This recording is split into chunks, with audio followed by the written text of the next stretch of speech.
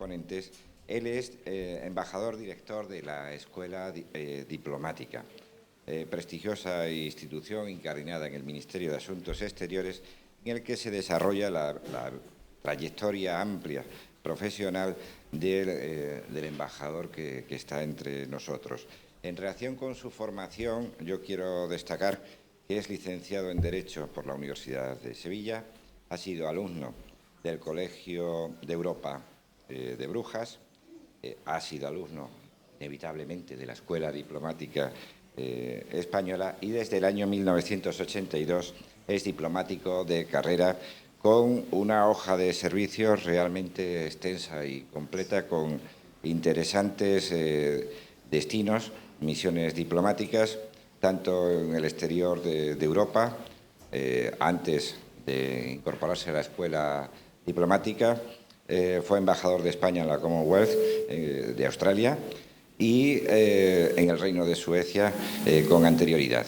Asimismo, pues ha tenido importantes funciones dentro de la representación de España dentro de la Unión Europea y las presentaciones las vamos a hacer breves en aras a que escuchen ustedes mejor al ponente, que de la calidad de su formación y de su cualificación hablan sus propias palabras. No quiero cerrar mis palabras de presentación sin agradecerle vivamente su presencia entre nosotros y que venga aquí a contarnos cosas de lo mucho que sabe. Pues muchas gracias, Juan Manuel, por esta introducción.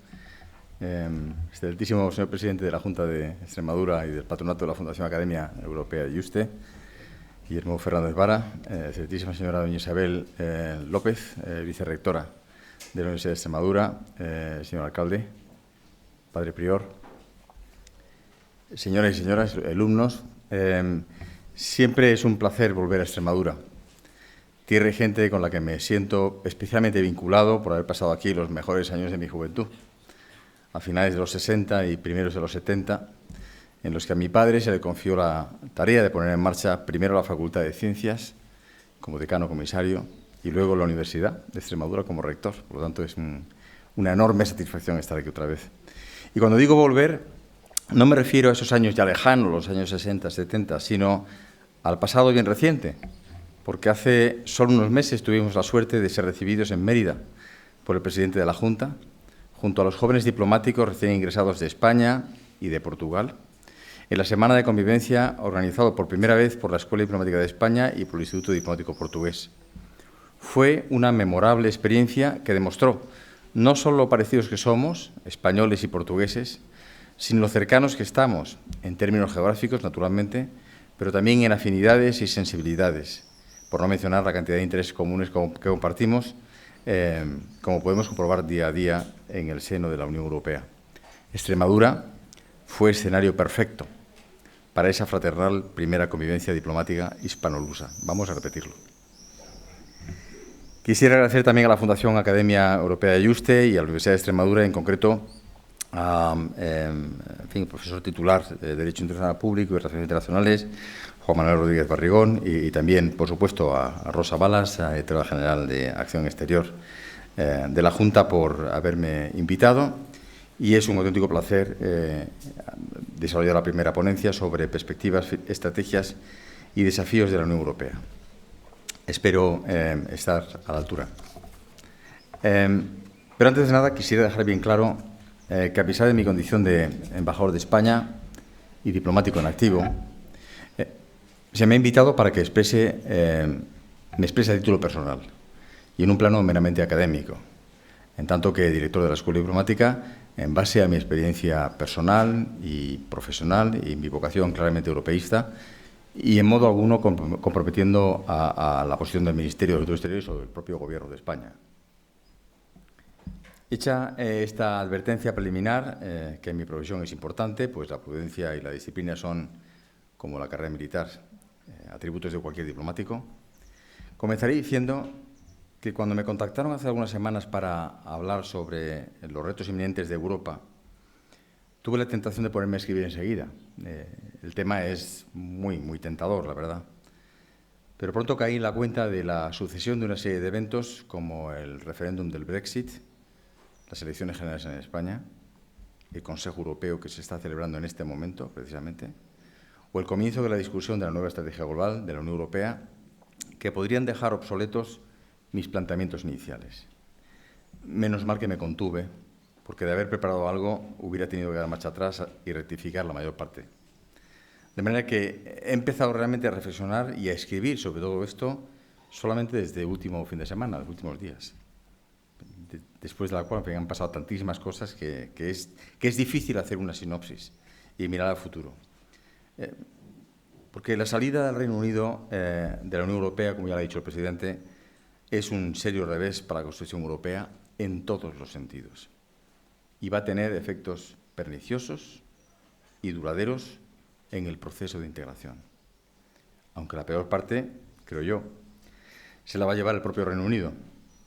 Como recordaba con amargura hace unos días Nick Clegg, el líder del Partido Liberal y profundamente europeísta, que estuvo en coalición con los conservadores hace relativamente poco tiempo y que, por cierto, está casado con una española, decía, y cito en inglés, angry Brexit voters will feel the betrayal when they realize, too late, that the land of milk and honey outside the European Union does not exist. Traduzco. Los enfadados votantes del Brexit sentirán la traición cuando se den cuenta, ya demasiado tarde, de que el país de leche y miel que les prometieron fuera de la Unión Europea simplemente no existe. Por solo poner 3 ejemplos que he visto en la prensa recientemente, en las primeras 8 horas tras el Brexit, el Reino Unido perdió lo mismo que ha contribuido financieramente a la Unión Europea durante 15 años, incluyendo todos los cheques. Give my money back.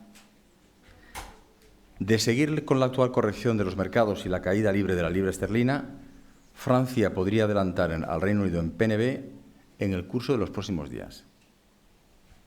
Y Draghi dijo ayer que el Brexit le puede costar a la eurozona, a toda la eurozona, país, Producto Nacional Bruto combinado de todos los países de la eurozona, más de medio punto de PIB en 3 años. Por tanto, solamente el efecto económico es simplemente brutal. Para la Unión Europea, el primer efecto adverso es que buena parte de las energías necesarias para enfrentarse a los graves problemas actuales pues los va a tener que dedicar a negociar el Tratado de Retirada de la Unión Europea. Como si no fueran bastante los problemas que tenemos ya en la Unión Europea, para encima tener que negociar los términos de la salida del Reino Unido, que se van a llevar muchas energías. Y las energías de la Comisión son, como sabemos, bastante limitadas. Esa negociación de retirada comenzará en cuanto el Reino Unido invoque el artículo 50 del TUE, a ver cuándo lo hace. Porque mientras más tiempo tarde en hacerlo, más tiempo dilatará el arranque de la negociación y más tiempo tendrá para negociar.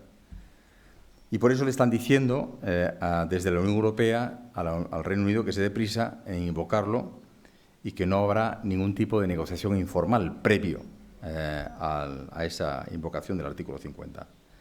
Por lo tanto, la negociación de retirada debe ser forzosamente limitada en el fondo, en la medida en que no se pueden modificar los tratados, y en el tiempo. En principio, no más de 2 años. Es un acuerdo de divorcio, básicamente.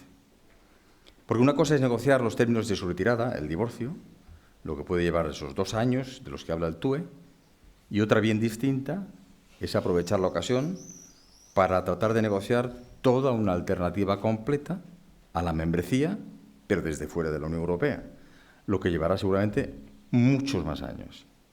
Hay gente que habla de un mínimo de 5 años o incluso más. En ese sentido, yo creo que la Unión Europea debería evitar que la alternativa de enganche que se negocie con el Reino Unido sea demasiado atractiva. Eso está claro, precisamente para que no pueda ejercer un efecto contagio en algunos países miembros, que tampoco están demasiado cómodos últimamente en la Unión Europea, o pueda suponer un agravio comparativo para algunos países terceros que llevan años buscando mejorar los mecanismos institucionales a su alcance para estrechar sus relaciones con la Unión Europea, como pueden ser, por ejemplo, Noruega o Suiza. Caben muchas variables posibles para mantener ese enganche con la Unión Europea. El mismo Cameron decía ayer que probablemente sea la negociación más importante de los últimos decenios que va a realizar el Reino Unido. pero se debe evitar, creo yo, que el Reino Unido escoja solo lo que le convenga y lo que más le guste. Como dicen los propios británicos, un pick and choose. Porque el riesgo de contagio, como decía antes, está servido. Pero si el Reino Unido desea seguir conectado con el mercado interior, que contribuyó a realizar en gran medida, entonces el Tratado del Espacio Económico Europeo es, a mi juicio, la alternativa más clara y simple. El llamado modelo noruego, al que se le pueden quizá añadir ciertos elementos que le permitirá mantener al menos la libre circulación de bienes, servicios y capitales y retener así lo que es la gran consecución del Reino Unido, la gran riqueza del Reino Unido, que es el gran mercado de capitales, mercados financieros de Londres.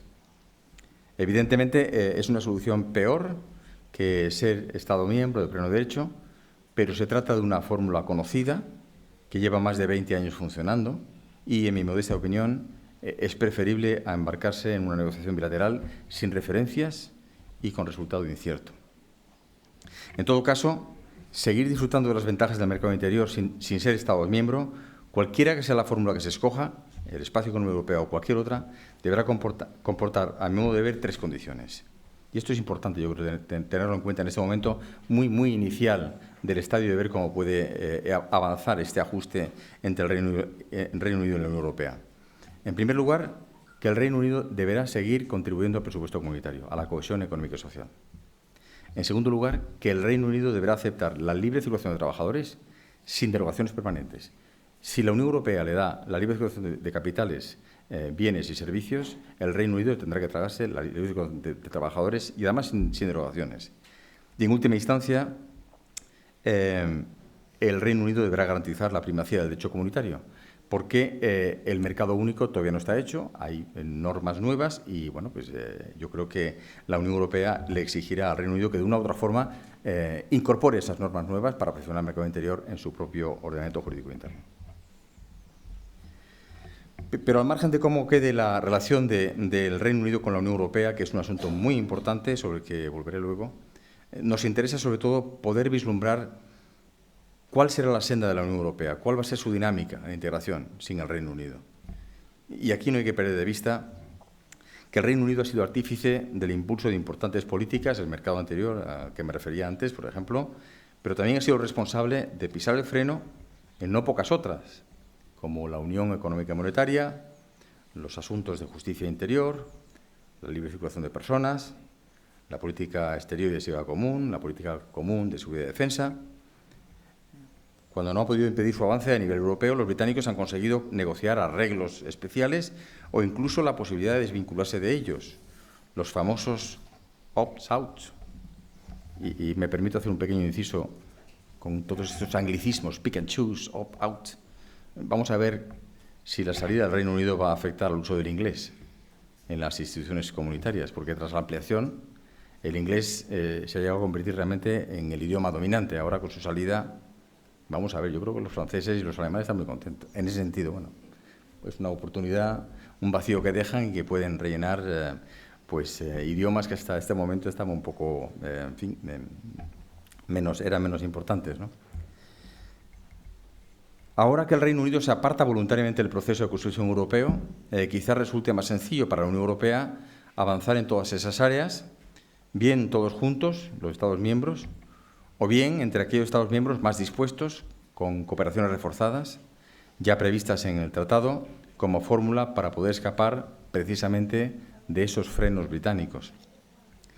De esta manera, la salida del Reino Unido, como decía antes el presidente, podría hasta tener un efecto positivo en la integración, al eliminarse un lastre que nos puede permitir navegar más rápido o volar más alto.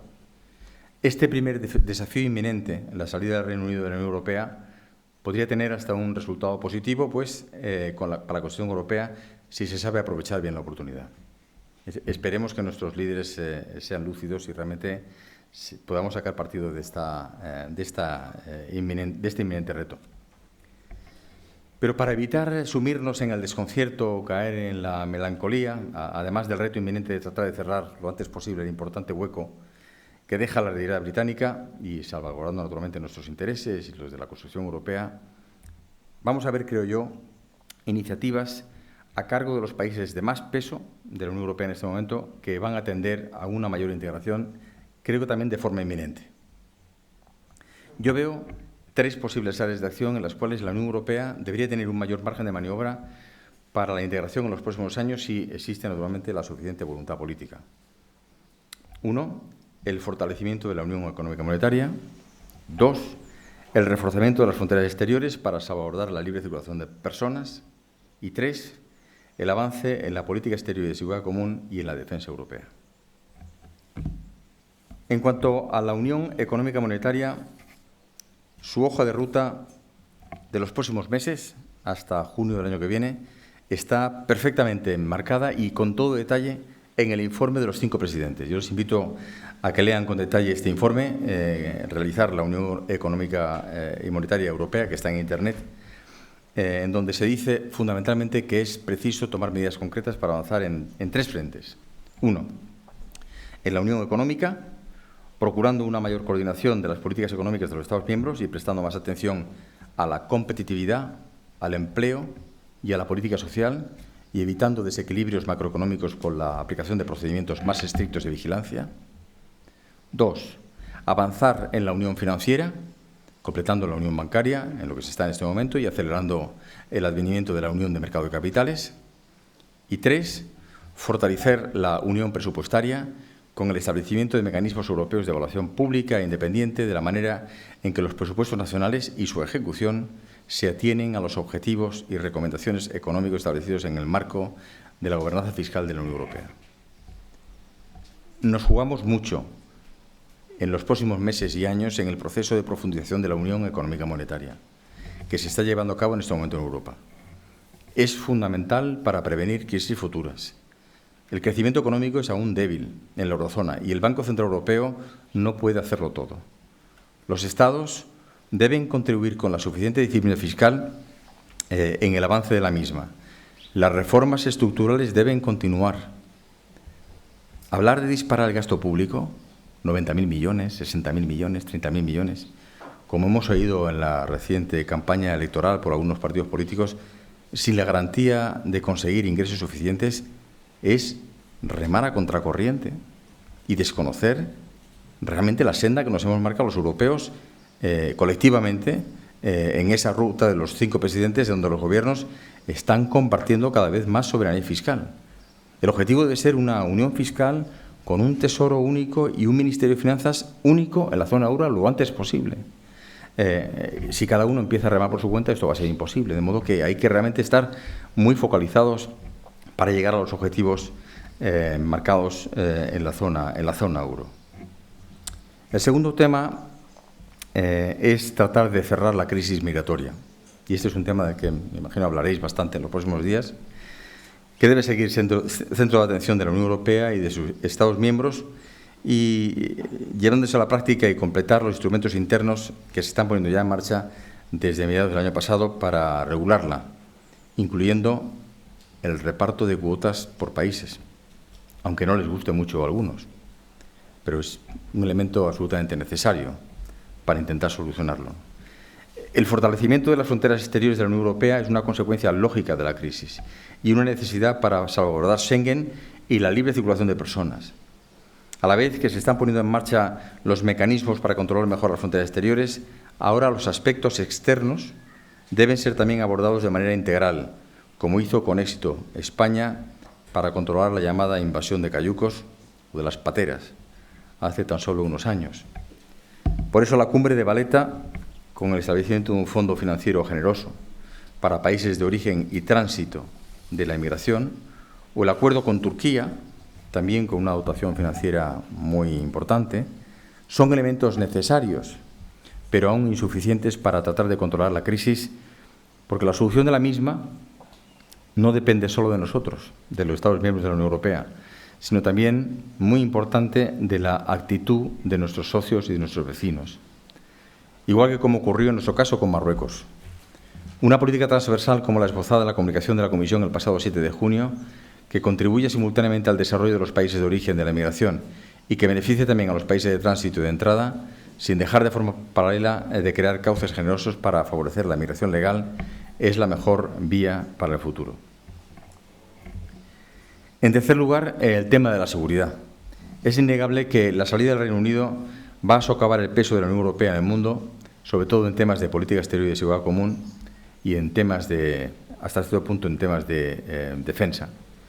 Soy de los que piensan que habrá ciertas áreas, como por ejemplo las relaciones con Rusia, que se verán de una u otra forma bastante afectadas, porque un país del peso diplomático y militar del Reino Unido juega un papel determinante en los debates conjuntos. En ese sentido, será interesante ver cómo queda la posible asociación del Reino Unido con la política exterior y de seguridad común de la Unión Europea y cómo evoluciona esta sin un socio tan relevante como el Reino Unido. Pero, obviamente, esta no va a ser la misma. En cambio, el peso del Reino Unido en la política común de seguridad y defensa ha sido siempre limitado. Como es bien sabido, el Reino Unido prioriza la actuación conjunta en el marco de la OTAN y no le presta demasiada atención a la política común de seguridad y defensa. Por ello, la participación de nacionales británicos en operaciones de gestión de crisis, tanto civiles como militares, en la política común de seguridad y defensa es tradicionalmente bastante baja. Y aunque su participación en el presupuesto de las operaciones, los gastos fijos en el mecanismo TENA, son algo más significativos, en torno a un 17 o 18%, habida cuenta de que el esfuerzo financiero conjunto de la Unión Europea en temas de PCSD es todavía modesto, creo yo que no habrá problemas para que el resto de los Estados miembros puedan asumir la aportación del Reino Unido cuando éste sea parte de la Unión Europea. Aunque la importancia política de la nueva estrategia global que se está presentando en este momento, precisamente en el Consejo Europeo, se va a ver resentida, lógicamente, por la salida del Reino Unido, su debate y ulterior aprobación por la Unión Europea puede ser también un momento importante para tratar de reforzar los lazos de seguridad y defensa europeos. A este respecto, cabe esperar una mejora en la coordinación de todas las políticas de la Unión Europea con el objetivo común de mejorar nuestra seguridad. También cabe esperar una mayor cooperación entre los Estados miembros en política antiterrorista y en temas de inteligencia. En este sentido, hay preguntas muy interesantes que nos podemos plantear a este respecto. ¿Va a renunciar el Reino Unido a estas mejoras comunes que redundarán en una mayor seguridad colectiva y a otros mecanismos conjuntos que actualmente existen como Europol, Eurojust, la Euroorden? No sé, son temas a los que también habrá que dar respuesta, aparte de intentar asegurar la participación del Reino Unido en el mercado interior. Estos temas le interesan muchísimo también al Reino Unido y son también una base muy importante de su propia seguridad. Habrá que ver un poco cómo evoluciona todo esto, ¿no? Si hubiera voluntad política y fuéramos capaces de incrementar nuestras responsabilidades colectivas en materia de defensa, especialmente ahora que se retira el socio comunitario con mayor presupuesto militar de la Unión Europea, e incrementáramos nuestros presupuestos nacionales de defensa como debiéramos, como quiere Estados Unidos, podríamos afrontar con mayor confianza las nuevas amenazas que se nos vienen de áreas vecinas y que pueden tener un efecto directo en nuestra estabilidad, como el posible incremento del flujo de inmigrantes ilegales por el Mediterráneo central, desde Libia, una vez controladas las zonas del Mediterráneo oriental y el Mediterráneo sur, en donde las mafias ya están tomando posiciones y aprovechando la falta de estructuras políticas en aquel país, o no país, Libia. Quizá ha llegado el momento de plantearse de nuevo otra operación militar, una nueva que se una a las 17 civiles y militares que actualmente están desplegadas por parte de la Unión Europea y que son tan poco conocidas, para tratar de controlar esa puerta a la inmigración ilegal y tratar de prevenir, de paso, una mayor desestabilización en Libia, en las inmediaciones mismas de la Unión Europea. En fin, el tiempo nos lo dirá, pero yo creo que es una buena coyuntura para realmente planteárselo. En esta coyuntura crítica para la Unión Europea, aparte de la retirada del Reino Unido y la posible adopción de importantes nuevas iniciativas por la Unión Europea, en el marco de la Unión Económica y Monetaria, la crisis de refugiados o la política exterior y de seguridad común, la situación política de España, al menos durante los últimos meses, deja bastante que desear. Precisamente cuando necesitamos, como estamos viendo actualmente en el contexto europeo, no un gobierno en funciones, sino uno como Dios manda, aunque sea minoritario, que esté realmente en estos temas tan trascendentales para nosotros, que se van a pasar en el marco de la Unión Europea. Y aquí yo quiero, darle la razón al presidente de la Junta de Extremadura cuando ha venido expresando su opinión de que es muy importante contar con un gobierno en España, aunque sea un gobierno minoritario. Porque no podemos permitirnos ser siempre comparsas pasivos de lo que se nos viene encima. España, pronto cuarto país miembro en población y en PNB de la Unión Europea, tiene la obligación de ser un socio activo en todas las discusiones y un Estado miembro decisivo en todas las soluciones que se arbitren. Pero bueno, ya hemos visto lo que ha pasado este fin de semana. Ha habido reunión de ministros exteriores de los socios fundadores de la Unión Europea. España no estaba. Ha habido una cumbre de 3 países miembros importantes de la Unión Europea proponiendo soluciones. España tampoco estaba. Y esto es preocupante. No es por España, sino que no tenemos gobierno, pues a lo mejor no tienen a quién invitar. Esto yo creo que hay que evitarlo y es muy importante estar donde tendríamos que estar. Si la negociación de retirada del Reino Unido y las posibles alternativas que se arbitren para encajar las futuras relaciones con ese país pueden tener un impacto decisivo para el Reino Unido, como hemos visto, o para algunos Estados miembros, para España estas negociaciones serán también fundamentales, mucho más que para la mayor parte de los Estados miembros por razones obvias. No solamente porque España tiene tantos residentes extranjeros permanentes o temporales británicos como el resto de los países de la Unión Europea juntos. 1 millón de los 2 millones que tiene en total. También por la enorme cantidad de inversiones que tenemos allí en el Reino Unido o ellos en España, el enorme volumen de comercio o por los posibles efectos en el estatus de Gibraltar, que para nosotros es un tema estructural. Y puede haber una importancia, puede haber un marco ahí en donde se puedan producir importantes iniciativas. Nos jugamos bastante aquí. En este momento, precisamente, en el que se van a tomar decisiones duraderas en Europa, se requiere el impulso de los países más comprometidos con la integración. No me refiero solamente a Alemania o a Francia. España puede y debe jugar ese papel y estar y dar ejemplo en todas las iniciativas que se articulen para profundizar en la integración. Debemos ser capaces de jugar el papel que nos corresponde. Tenemos mucho que decir y mucho que aportar, como lo hemos demostrado en otros momentos críticos, como este de la construcción europea.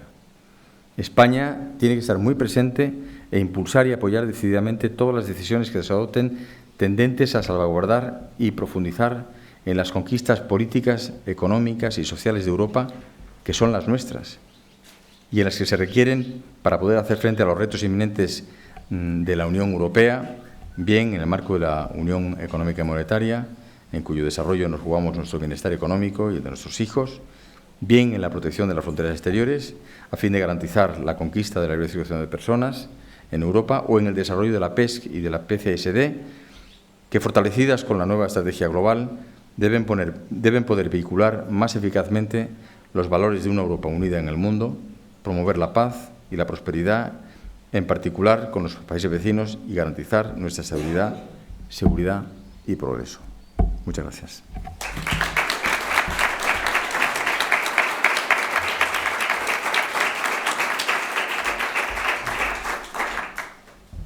Muchas gracias, embajador.